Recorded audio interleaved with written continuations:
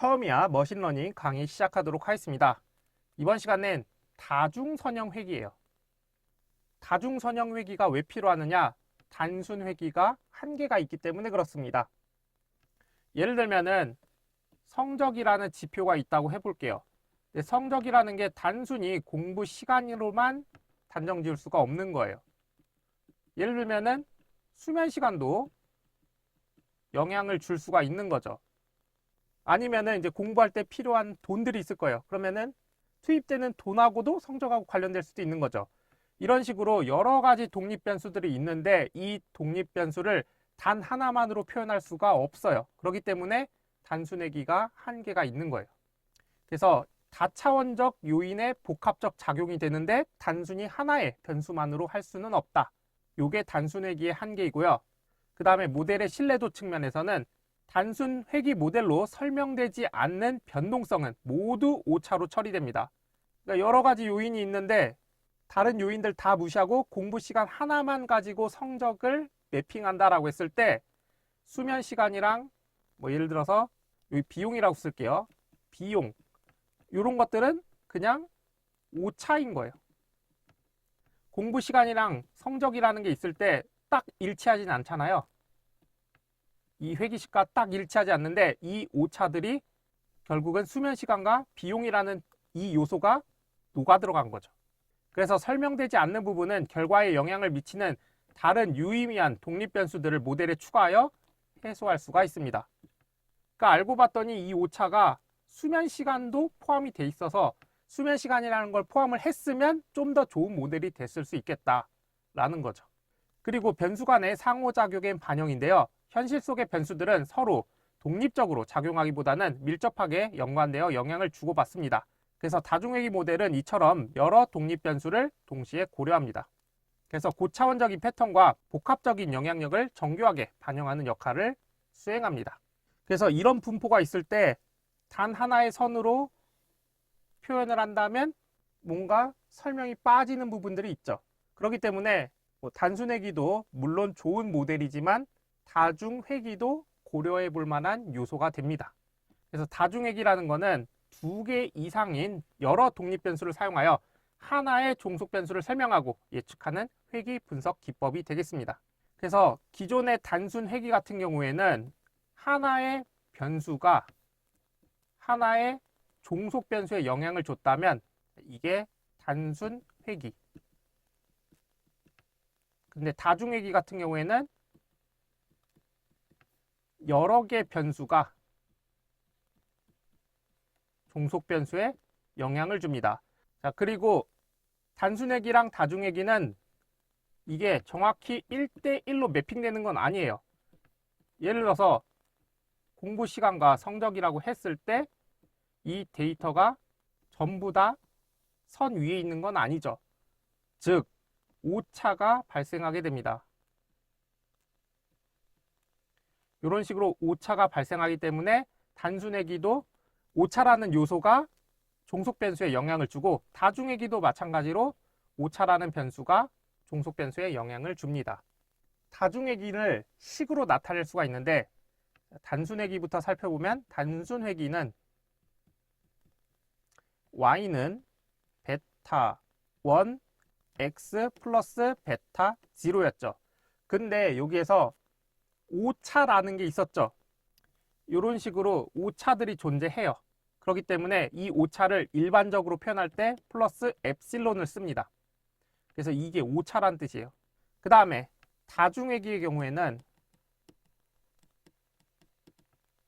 y는 변수가 많으니까 베타 제로를 앞에 씁니다. 그래서 베타 제로 플러스 베타 1 x1 플러스 베타 2 x2 이런 식으로 한 다음에 만약에 독립 변수의 개수가 k개다라고 하면 베타 k x k 그 다음에 오차 이렇게 더해주게 됩니다.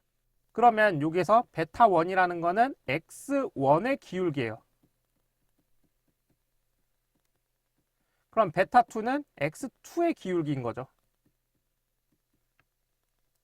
왜냐하면 단순회귀 때는 그냥 독립 변수가 하나였기 때문에 이 베타 1이라는 게 그냥 기울기다라고 하면 되는데 다중회귀는 x1, x2 각각에 대해서 기울기를 갖는 거예요. 네, 그래서 수식은 이렇게 된다는 것도 기억해 두시면 좋겠습니다. 그 다음에 다중회기에서 각 변수는 독립적으로 자신만의 영향력을 행사하고 이들의 총합이 최종 예측값을 만들게 됩니다. 그래서 단순회기는 2차원 공간에서 최적의 직선을 찾는 과정이라면 다중회기에서는 3차원 이상의 공간에서 최적의 평면 또는 초평면을 찾는 과정이 되겠습니다. 그래서 단순회기를 앞에서 설명을 길게 했던 이유는 2차원으로 정확하게 표현이 되기 때문에 여러분들이 이해하기가 쉬워요. 근데 다중회기 같은 경우는 이게 그래프로 나타내기가 어렵기 때문에 단순회기가 이해가 잘 안 돼 있다면 이제 다중회기는 시각적으로 표현이 잘 안 돼서 어려울 수가 있죠. 만약에 앞에 내용들이 잘 이해가 안 된다라고 했을 때는 여러 변수가 종속 변수에 영향을 준다. 이 정도로 기억하셔도 이제 다중회기의 완전 기본적인 거는 이해하셨다고 볼 수가 있습니다. 다중회기의 데이터 준비 과정을 보면 여러 독립 변수들을 동시에 다뤄야 되기 때문에 데이터 준비 과정이 더욱 중요합니다. 그리고 각 변수의 단위와 스케일이 다를 수 있고 그리고 결집값이나 이상값의 영향도 커질 수가 있습니다. 변수가 하나일 때는 단위라는 게 없죠. 어차피 변수가 하나니까 그냥 계산을 하면 되는데 변수가 두 개일 때 x1, x2 이렇게 있을 때 스케일이 달라지는 거죠. 예를 들면은 데이터를 뽑아봤더니 x1이 공부 시간이에요. 그리고 x2는 수면 시간이에요. 근데 데이터를 받아봤더니 공부 시간은 분으로 돼 있고 수면 시간은 시간으로 돼 있는 거예요. 이런 경우도 있기 때문에 이런 단위들도 얼추 맞춰줄 수 있으면 맞춰주고 만약에 빠진 값이 있다면 그 빠진 값들이나 이상 값들도 잘 처리를 해줘야 됩니다. 그러면 코드를 살펴보도록 하겠습니다. np rand seed 요거는 난수 값을 표현하기 위해서 나타낸 함수입니다. 그래서 이걸 안 쓰게 되면 여러분들이 프로그램을 실행할 때마다 여기 값이 달라지게 됩니다. 그 다음에 n샘플은 200개의 데이터를 뽑을 건데 area, floor, age, distance라는 변수에 각각 값을 추출합니다. 네, 첫 번째는 평균이 30이고 표준 편차가 8 그리고 n샘플은 200개였죠. 그러니까 평균이 30이고 표준 편차가 8인 데이터 200개를 랜덤으로 추출할 거예요. 그래서 그거를 에어리아 변수에다 저장하고요. 밑에 플로어는 1에서 20의 값을 균등하게 뽑는 거예요. 마치 주사위를 던질 때 1에서 6의 눈이 나올 확률이 다 똑같은 것처럼 여기서는 1에서 20이라는 값을 뽑아낼 때 확률이 다 똑같은 거예요. 전부 다 1이 나올 확률이 20분의 1, 15가 나올 확률도 20분의 1 이런 식으로 균등하게 뽑는 함수가 되겠습니다. 그 다음에 age도 마찬가지로 0부터 30까지 균등한 확률로 뽑습니다. 몇 개를? 200개를 뽑습니다. 그 다음에 distance는 exponential 지수분포에 따라서 뽑습니다. 그러니까 에어리어는 아까 normal이라는 함수를 썼기 때문에 평균이 30이고 표준 편차가 8인 요 분포를 따라서 뽑는 거예요. 그러면 당연히 평균이 더 많이 뽑히고 요런데 꼬리 쪽에 있는 게 덜 뽑히게 되죠. 근데 플로어랑 에이지 같은 경우에는 랜드 인트를 쓰기 때문에 균등하게 뽑습니다. 그러면 분포가 균등해요. 균등하기 때문에 모두 다 확률이 똑같습니다. 근데 디스턴스는 익스포넨셜이라는 랜덤 함수를 사용해요. 그럼 어떻게 되느냐? 지수 분포라고 해서 이런 분포를 갖습니다. 그래서 작은 값이 더 많이 뽑히게 돼요. 자, 그 다음에 종속 변수를 만들 건데 임의로 식을 만들었어요. 만약에 에어리어를 x1이라고 하고 플로어를 x2라고 하고 age를 x3라고 하고 디스턴스를 x4라고 했을 때 0.5 x1 그리고 플러스 0.02 x2 마이너스 0.03 x3 마이너스 0.001 x4 요런 식으로 나타내도록 종속 변수를 만든 거예요. 그냥 임의로 만들고 거기다가 오차를 붙인 거예요.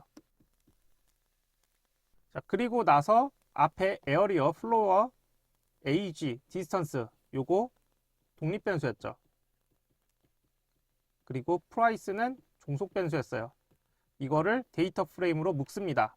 df라는 변수로 묶어서 출력을 할 거예요. describe, 기술 통계량을 소수점 둘째 자리, 그러니까 셋째 자리에서 반올림해서 소수점 두 자리로 표현해라. 그래서 출력된 걸 보면 전부 다 200개씩 가지고 있고요. 에어리어는 평균이 29.67, 표준 편차가 7.45 이런 식으로 나오게 됩니다. 그 다음에 독립변수랑 종속변수를 분리할 건데 에어리어, 플로어, 에이지, 디스턴스 요 위에 있는 거는 독립변수니까 X변수에다가 대입할 거고 그 다음에 프라이스만 따로 빼서 종속변수로 분리합니다. 그 다음에 데이터를 분리할 건데 여러분들 잊어버리셨을 것 같은데 기본적으로 데이터는 학습 데이터랑 그러니까 트레인 데이터랑 정확히는 여기에 밸리데이션, 검증을 위한 데이터랑 그리고 테스트 데이터랑 이렇게 분리를 해줘야 됩니다. 여기서는 편의상 트레인과 테스트로만 분리를 하도록 하겠습니다. 그래서 훈련 데이터를 80%, 테스트를 20%로 하고 싶은 거예요. 그랬을 때는 여기 테스트 언더바 사이즈를 0.2로 해주면 이 테스트가 20%가 돼서 자연스럽게 트레인이 80%가 나오게 됩니다.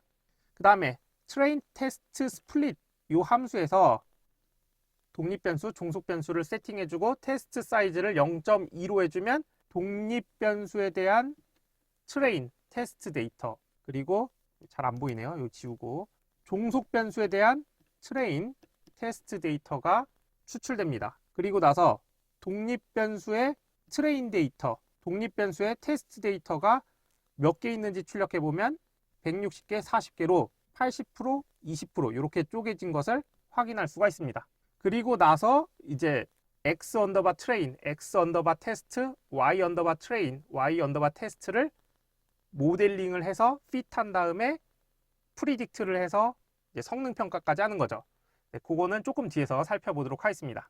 자, 그 다음에 모델 구현을 할 건데요. 모델 구현할 때는 단순 선형 회귀랑 마찬가지로 sklearn, scikit-learn의 리니어 리그레션 클래스를 사용합니다.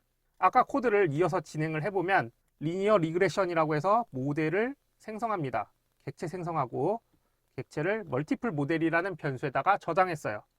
그리고 X 언더바 트레인, Y 언더바 트레인 해서 학습 데이터를 fit, 학습시킵니다.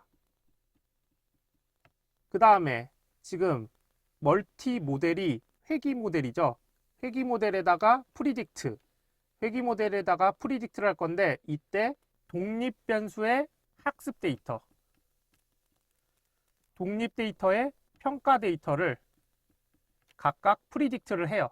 그러면 예측값이 나오게 되죠. 그 다음에 성능 지표를 계산하는데 자, Y 언더바 트레인이 뭐예요? Y의 훈련 데이터죠.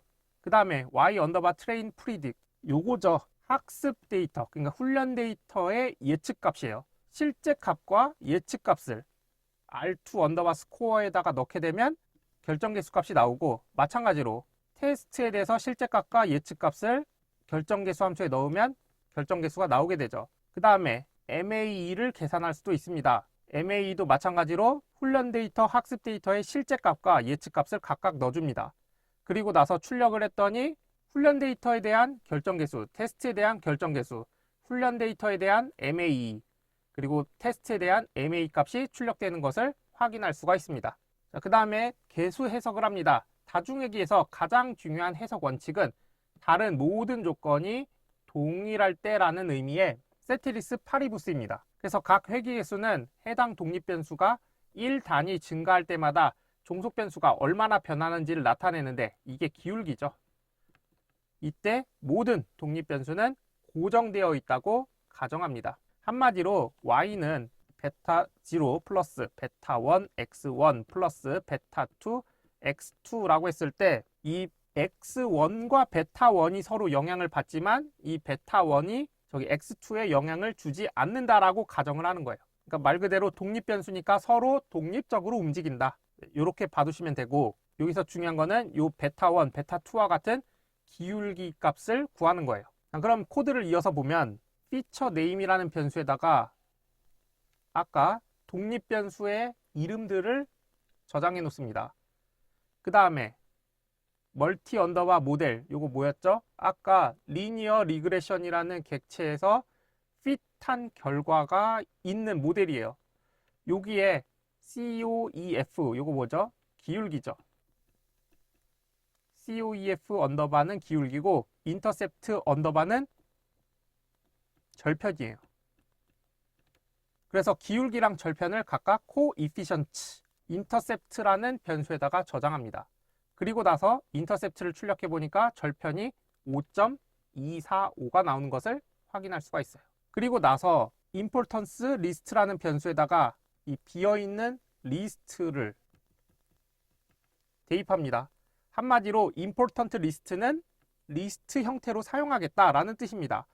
그리고 포문을 실행하는데 피처 네임의 개수만큼 도는 거예요. 피처 언더바 네임에 있는 개수 하나, 둘, 셋, 넷, 4번 반복문을 돕니다. 이때 어떤 걸 하느냐? important list에다가 추가할 거예요. 뭐를 추가하느냐? 피처 네임 처음에 반복문이 돌 때는 여기 i 값이 0입니다.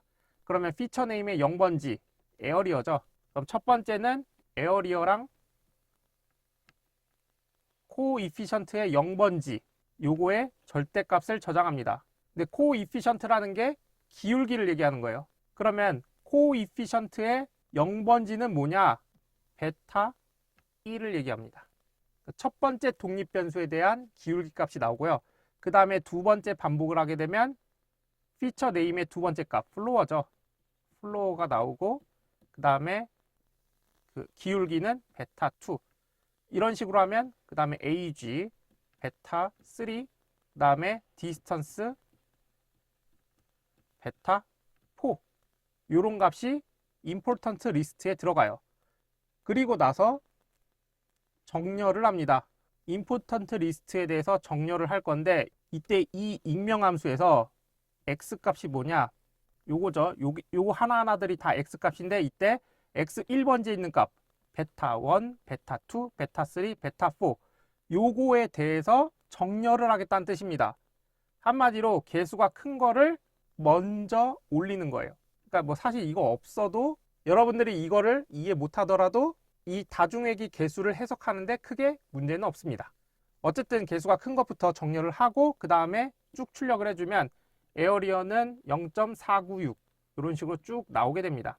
그래서 여기 위가 개수가 큰 거를 확인할 수가 있죠. 그러면 이걸 바탕으로 했을 때 다중회기식이 하나 나옵니다. 이 다중회기식은 y는 절편 5.245 플러스 에어리어에 대한 기울기는 0.496입니다. 그 다음에 플러스 ag는 0.032 곱하기 ag 그 다음에 플러스 0.025 곱하기 플로어 플러스 0.001 곱하기 디스턴스 이렇게 하면 아까 에어리어, age, 플로어, 디스턴스를 각각 여기다 값을 집어넣게 되면 예측값이 나오게 되는 거예요. 이런 식으로 동작하는 게 다중회기 모델이 되겠습니다. 그래서 단순 회기랑 사실 메커니즘 자체는 다 똑같은데 독립변수의 개수가 여러 개다. 이것만 생각을 해두시면 크게 어렵진 않습니다. 그 다음에 다중 공선성입니다. 이게 뭐냐면 회기 분석에서 독립변수들 사이에서 강한 상관관계가 존재하여 각 변수의 개별적인 영향력을 정확히 추정하기 어려워지는 현상을 다중공선성이라고 합니다. 예를 들어서 회기식이 있을 때 공부시간이라는 변수가 있어요. 근데 여기에서 수학 공부시간이라는 변수가 있다고 해볼게요. 그리고 이게 성적이랑 관련이 있어요. 그러면 공부시간이랑 수학 공부시간은 사실 서로 영향을 주죠. 수학 공부 시간이 크면 공부 시간 자체가 클 확률이 높잖아요. 그래서 이 둘 간에는 강력한 상관계수를 갖게 됩니다. 이렇게 하면은 각 변수가 종속 변수에 어떻게 영향을 주는지 파악하기가 어려워지기 때문에 이러한 관계에 대해서 적절하게 조치를 해주는 게 중요합니다. 자, 어쨌든 다중공선성이라는 것은 이런 식으로 독립변수 간에 강력한 상관관계가 존재해서 영향을 주는 거예요. 이게 다중공선성이고 이렇게 하면 해석이 어려워지는 문제가 발생하게 됩니다. 그리고 추정도 어려워지고요. 그러면 다중공선성을 해결해 주어야 합니다. 그래서 여기 밑에 그래프들은 독립변수 간에 영향을 준다는 거를 이렇게 산점도, 점을 찍어서 나타낸 이 그래프랑, 그리고 히트맵이라고 해서 이제 여러 변수가 있을 때 지금 여기서는 빨간색을 기준으로 표시를 했는데 뭐 파란색으로 나타낼 수도 있고 다양한 방법으로 나타냅니다. 어쨌든 요 히트맵에서는 진한 빨간색일수록 영향력이 높은 거예요. 근데 봤더니 x1이랑 x2라는 변수가 굉장히 상관관계가 높아요. 이런 식으로 높은 상관관계에 있는 걸 파악하는 게 중요합니다. 자, 그러면 이 다중공선성 어떻게 하느냐? VIF라고 해서 분산 팽창 계수라는 게 있어요. 이 값을 통해서 다중공선성 정도를 측정할 수가 있습니다. 그래서 VIF 값이 낮으면 이 독립변수 간의 영향이 적은 거예요. 근데 크면 클수록 영향력이 높아지는 겁니다. 그래서 보통은 5 이상이거나 10 이상이라면 조치를 해줘야 됩니다. 조치라는 게 아까 공부 시간이랑 수학 공부 시간이라는 변수가 있으면 뭐 하나 변수를 제거한다던가 이런 식으로 다중공선성을 제거해 줘야 됩니다. 다음으로 다중공선성 함수를 보도록 하겠습니다. Variance Inflation Factor라는 함수를 사용하고요. 이때 EX5G 그리고 EX5G 언더바 인덱스 이런 매개 변수를 입력합니다. 여기에서 EX5G가 뭐냐? 독립변수의 데이터를 얘기해요.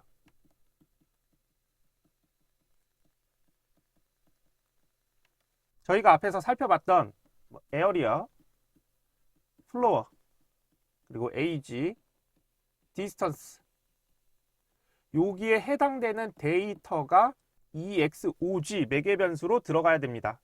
한마디로 데이터에 행렬이 들어가야 되고 그 뒤에 EX5G 언더바 인덱스는 뭐냐? VIF를 계산하려는 인덱스 값이에요.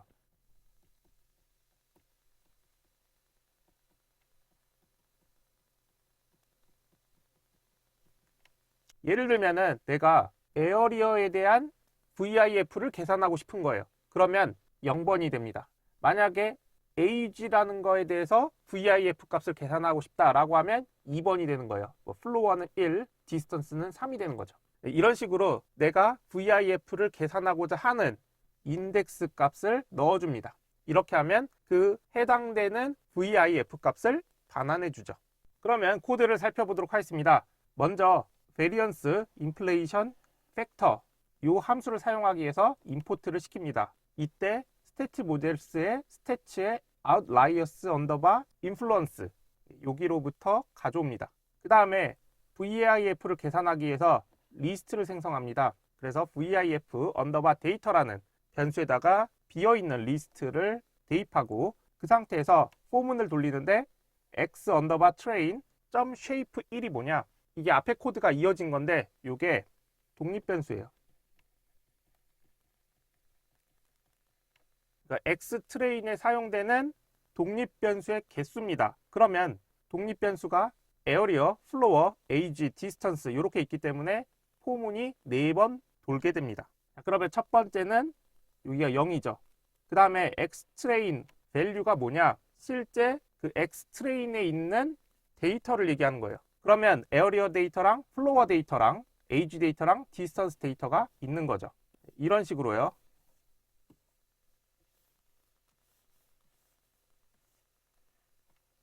에어리어, 플로어, 에이지, 디스턴스 이렇게 있는 거죠. 이 데이터에서 0번 첫 번째 있는 게 에어리어죠.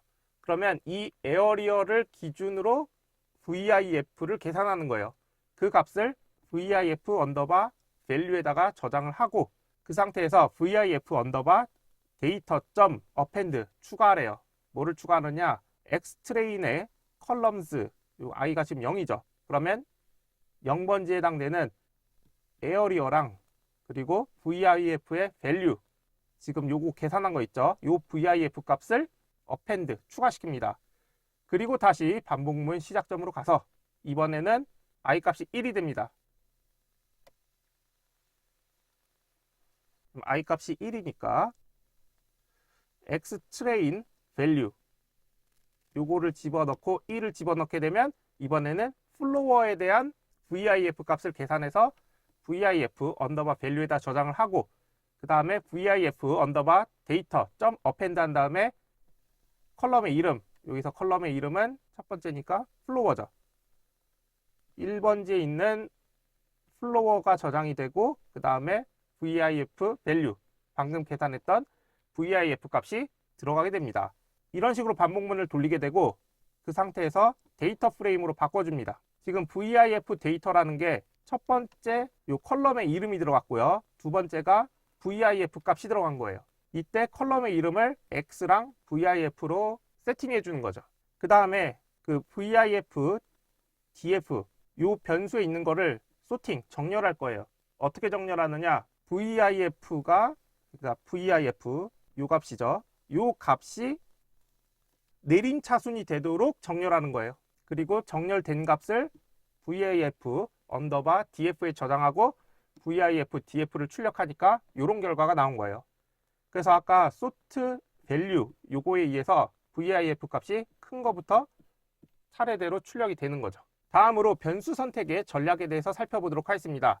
효과적인 다중회귀 모델을 구축하기 위해서 올바른 변수 선택이 필요합니다. 그래서 이론적 근거와 통계적 유의성을 바탕으로 변수를 선택해야 되는데 한마디로 그 데이터에 있는 모든 변수를 사용하는 게 아니라 영향을 많이 주는 변수를 뽑아내는 거죠. 방금 전 예제를 봤을 때 에어리어, 플로어, 에이지, 디스턴스 요거를 전부 다 독립변수로 활용해서 프라이스, 가격을 알아볼 수 있겠지만 이게 다 넣은다고 반드시 좋은 모델은 아닌 거예요. 그래서 영향력이 높은 몇 개의 변수를 추릴 때 이러한 방법을 이용해서 추릴 수가 있습니다. 먼저 전진 선택법인데요. 요거는 중요한 변수부터 하나씩 추가하는 거예요. 한마디로 지금 에어리어, 플로어, 에이지, 디스턴스 이렇게 있을 때 가장 중요한 변수를 먼저 뽑는 거예요. 그리고 그 다음에 남은 것 중에서 또 가장 중요한 변수를 뽑는 거예요. 이런 식으로 진행하는 방식이 전진 선택법이고 후진 제거법은 뭐냐? 후진 제거법은 모든 변수를 포함한 상태에서 시작하여 중요도가 낮은 변수를 제거하는 거예요. 그러니까 먼저 전부 다 후보군에 올려놓고 가장 중요도가 낮은 것부터 없애는 거죠. 그리고 단계적 선택법은 이 전진 선택법과 후진 제거법을 혼합한 방법이 되겠습니다. 그러면 하나씩 살펴보도록 하겠습니다. 먼저 sequential feature select 요 객체를 생성해야 돼요. 여기에서 매개 변수가 필요한데 첫 번째 에스티메이터는 모델을 지정하는 거예요. 근데 지금까지 저희가 배운 모델이라고 해봤자 선형 회귀 모델밖에 없었죠. 예를 들어서 모델 요 변수에다가 리니어 리그레션 이렇게 하고 뭐 모델을 핏하고 프리딕트 했었죠. 그 모델을 얘기하는 거예요. 그래서 그 모델을 에스티메이터에 넣어주고요. 그 다음에 N features to select 같은 경우에는 전진 선택법을 하건 후진 제거법을 하던 모델에 남길 독립변수의 개수를 얘기하는 거예요.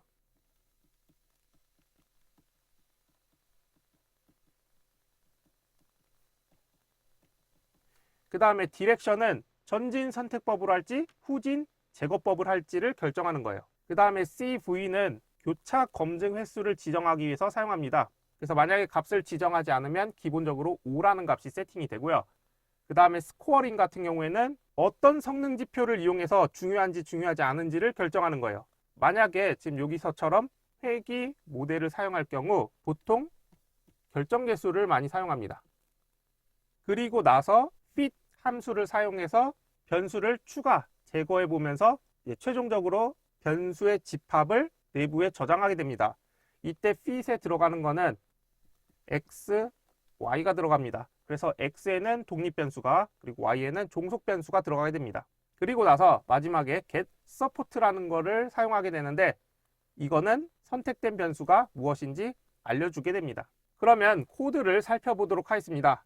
먼저 sequential feature selector 요거를 임포트 시킵니다. 요거는 from scikit-learn의 feature underbar selection에서 가지고 오는 거고요. 그 상태에서 SFS라는 변수 이름으로 만들었습니다. 이때 멀티 언더바 모델, 요거 앞에서 살펴봤던 리니어 리그레션에서 사용했던 변수예요. 그래서 모델을 가지고 오는 거고요. 그리고 n features to select 3 이렇게 하면 변수를 3개만 남기겠다. 그 다음에 디렉션이 있는데 forward라고 하면 전진 선택법이 됩니다. 그 다음에 CB5 교차 검증 횟수를 5번 하겠다. 그리고 스코어링 R2 이렇게 하면은 결정 개수를 사용하겠다라는 뜻입니다. 그리고 나서 sys.fit 하고 x의 훈련 데이터, y의 훈련 데이터를 넣게 되면 이제 전진 선택법에 의해서 변수들을 추출하게 됩니다. 그리고 나서 sfs.getSupport라고 하면은 전진 선택법을 이용해서 3개의 변수를 추출하는 거죠. X트레인의 컬럼에 있는 3개의 변수를 추출해서 selected feature라는 변수에 저장하고 이거를 출력을 해보니까 이렇게 선택된 변수가 area age distance라고 나타나게 됩니다. 그러면 이번에는 후진 제거법인데요. 다른 거는 거의 다 비슷하고 여기 디렉션에서 backward라고 써줍니다. 이렇게 하면은 후진 제거법이 되는 거예요. 근데 저희는 결과를 조금 더 다르게 보이도록 하기 위해서 여기 n features to select를 2로 바꿔놨습니다. 그리고 나서 후진 제거법을 하게 되면 에어리어랑 디스턴스가 남게 됩니다. 이렇게 해서 후진 제거법까지 살펴봤습니다. 남은 내용들이 많아서 남은 내용들은 다음 시간에 이어서 진행하도록 하겠습니다. 감사합니다.